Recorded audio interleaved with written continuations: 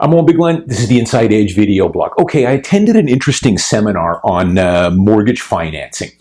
And I've been invited this to a few times. I finally took them up on it. It was put on by a established senior mortgage broker here in Vancouver. And it was done on Zoom for a couple of hours. And it was excellent. I learned some new things. That's with me. You always got to keep learning. You always learn some new things. And so I wanted to give you guys a few takeaways here. Because one of the reasons I wanted to attend this as well is I had some questions for this guy. The main question being, and I've talked about this in my blog a few times, why do we not have 25 and 30-year fixed-term mortgages in this country like they have in the United States? Instead, we've gone this ridiculously idiotic stress test where you have to qualify at 2% above the posted rate. So somebody can correct me. I believe right now, if you want to buy a house, buy a condo, you've got, instead of getting a 1.4% variable rate, you have to qualify at something like 5.25. And that's why I always kind of chuckle a little bit at these media outlet stories about, hey, interest rates are coming, which they are, interest rate hikes, 25 basis points coming soon, probably 3 or 4 more. Well, gee, if a 25 or a point basis hike or 4 or 5 of those, if that's going to mess you up with your mortgage payments, then you never should have bought a house in the first place. And what was the whole purpose of the stress test? They were supposed to stress test you up to something like 5%. Here we might move up to 2.5 in the next year or so. I mean, that should still be well under your affordability threshold. But hey, so I'll tell you about the answer to that. I knew what the answer was. It's money. Canadian banks don't like those 25 and 30-year rates. The Canadian government, of course, speaks with forked tongue. They'll tell you that we're trying to protect Canadians. We want to help you buy a house. But then, of course, they cater to the banks in not allowing these 25 and 30-year fixed rates, which would completely eliminate the need for this dumb stress test. But a few takeaways here, some things that I learned. Was kicking off with credit scores. If you want to buy a house in Vancouver with any of the A lenders and even most of the B lenders, you are going to need a minimum credit score of 680, beacon score. So, you should check your credit score, see where you're at. If you're below 680, it's going to be difficult for you to qualify for a mortgage at a favorable interest rate. From about 625 to 650, might be able to get a B lender, not at a great interest rate though, that would give you a mortgage. Anything below 600, of course, is a disaster. You have no hope.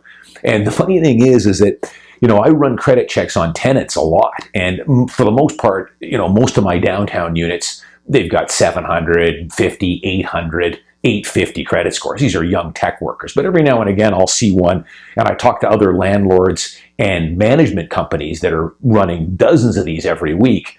A lot of these tenants, of course, have terrible credit in the 500s. And that's one of the reasons why they're renters, and they will always be renters. It comes down to that beacon score and bad credit. If you're late on payments, you've missed some payments, you've got car loans out that you're behind on or whatever, your credit score is going to be greatly reduced. And once it is, you're in serious trouble. You've got to rehab that credit rating before you have any hope of ever trying to buy a house and get a mortgage. And then, of course, the big hurdle, though, is saving the 15 or 20% down. That's what does most people then. Something I kind of had heard about that this guy was saying are getting more popular now is something called a purchase and improvements mortgage. So what it'll allow you to do is if you wanted to buy, say, an older condo, maybe it's 30 years old and needs a full reno, those can be good buying opportunities. I've done many blogs over the years on this about going after some good older condos that need cosmetic improvements. Now, you got to be careful, though. Remember in those blogs I said it starts with the strata. There's a lot of units that could use a reno, but the strata is a mess. Massive levees overhanging, you want to totally avoid those. What you want to do is you want to get into a good strata, proactive strata, because that's where the big bucks are, and then get a unit that needs the cosmetic upgrades to the unit itself, new kitchen, bathrooms, flooring. That's the ones you want to go after. So you got to weed the good stratas from the bad stratas. But how this works is that they will lend you the money on a mortgage. You have to, this is the only downside, you have to renovate the condo or the home with your own cash. So you have to have some cash on the sideline. So you buy the condo, take out a $500,000 mortgage. You have to have, let's call it $50,000 to do the reno, or you borrow it from your parents, or maybe you take out a line of credit.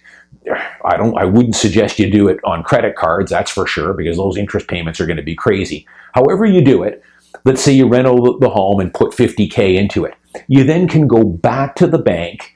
You get an appraisal done. The bank will do an appraisal to assess the property's increased value after you've done the reno.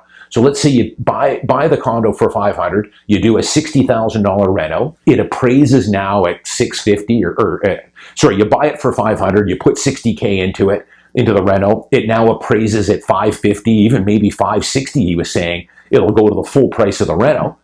Then the bank will then cut you a check for $60K cash, and you can pay back your parents or pay back the line of credit or whatever you want. And now that improvements have been tacked on to the mortgage now. So not a bad way to go. It gets you into some better values there if you can get a good condo that needs to be renovated. The only downside to that, though, of course, is you need that spare $50K on the sidelines, but you'll get it back when you get the home reappraised. Couple other things. Leasehold land he talked about. The leasehold land, I've talked about it many times before. I don't like to sell leasehold land, not on the buying side. I won't sell it. I just don't think it's a good product. I've sold lots of it on the listing side. They're difficult to sell. I had one last year that I sold out at UBC in Westbrook Village. Took me a while to sell it. I've had some in Richmond. I've had some in Falls Creek, which is on City of Vancouver leasehold. Leasehold land's tough to sell because you don't own the land, and that's really what you're buying with real estate. The dirt, that's what's appreciating. And that dirt is on a ticking clock that's going down every year. So when it comes to leasehold land, the maximum mortgage you can get is the time left on the lease minus 5 years. So if you buy a home that's on an Indian leasehold land and it has 20 years left on the lease, the maximum mortgage you can get would be 15-year amortization on that mortgage. That would be max. So keep that in mind. Also, a lot of lenders will not touch leasehold land. A lot of the banks won't touch it. There are lots of B and C grade lenders that will. You got to shop around. I think some credit unions and co-ops will do it. But you got to be careful with leasehold land. Okay, last thing here. So the question I had for him, in the United States, right now, if you want to buy a house in Florida, you can buy a $400,000 condo and take out a 25-year mortgage, and the rate currently is at 3.4%. So you're going to pay that 3.4% for the life of the mortgage. You never have to worry about interest rates going up, spiking up. That rate is set. So it takes out all the uncertainty with interest rate hikes moving forward. That rate has gone up a lot. As a matter of fact, back in 2020, I believe the 25-year fixed term and 30-year was hovering something like around 2.4, 2.5%.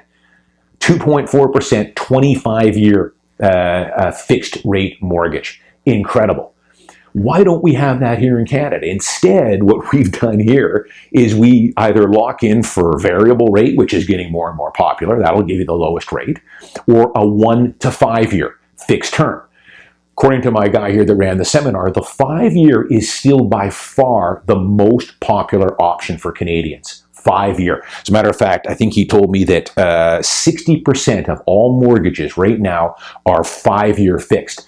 Now, he did go on to say that variable rate, of course, have gained a lot more traction in the last few years. I believe that's the second most common option behind the 5-year fixed. So I said to him, and I knew the answer to this, why doesn't Canada get rid of this stress test? And why don't we introduce a 25 and 30-year fixed rate? It would take all the guesswork, all the media, endless media babble about interest rate hikes going up and watch out, and boy, people are going to be underwater on their homes, they're going to be out in the streets living in their van. This is going to be a catastrophe once interest rates start going up. It would get rid of all that because now you lock in a rate and you're good for 25 years or 30 years. Well, the reason they don't do it is because of money, profits. And also the Canadian government, of course, speaking with forked tongue. They'll always tell you that they want to help you get into the housing market and they want to protect Canadians against becoming over-leveraged, and the housing market is getting into bubble territory and you're over-leveraging yourself and all that stuff. Well, they could get rid of a lot of that stuff if they would just simply introduce a 25-year fixed rate and get rid of this stress test, where you're having to qualify at something like 5.25% right now. You know, that's more than 3 times what you're really going to pay on the variable.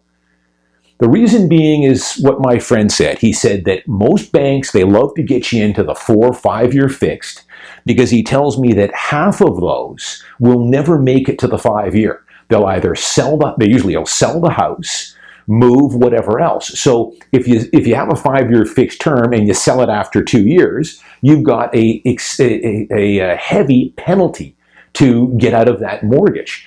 I've done blogs on this before. You know, before you sell a house, you want to have a look at what are the penalties. Yes, you can port a mortgage, but that, if anyone's ever tried to port a mortgage, it is difficult. It's not as easy as you think. And again, there are all kinds of fees and charges on that to port that mortgage.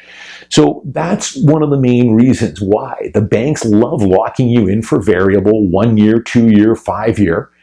They know that a lot of people are going to sell before that term ends, and they're going to nail you with all kinds of interest penalties or discharge penalties. That's the reason why they do it. And that's the reason, just to circle back, why I've always told you guys to own the Canadian banks. It's a license to print money. They make fistloads of money off of mortgages, and they make a lot more off the fees and penalties for breaking mortgages. Plus, they like to participate in the increased interest rates. If they're locking you in for 25 years and interest rates go up to 8 or 9%, hey, that's no fun for them. They want to be able to lock you into those higher rates on a step ladder. But it's crazy to me why Canada does not look into these fixed terms and get rid of the stress test. Think about it, would get rid of all this uncertainty that people are having right now over the increased interest rates. You wouldn't have to worry about it. You buy the house, you lock it in for 25 years at 3.4% or whatever, and you're good. You know you can pay that 3.4% comfortably. You don't have anything to worry about. If interest rates go up to 5% 3 or 4 years from now, you're still paying the 3.5%. But, of course, the banks love locking you in for a 2-year rate or a 3-year rate and locking you in and breaking those terms and hitting you with the penalties. So, some interesting things with that. The other last thing you talked about, and I've talked about this too, buying pre-sale condos.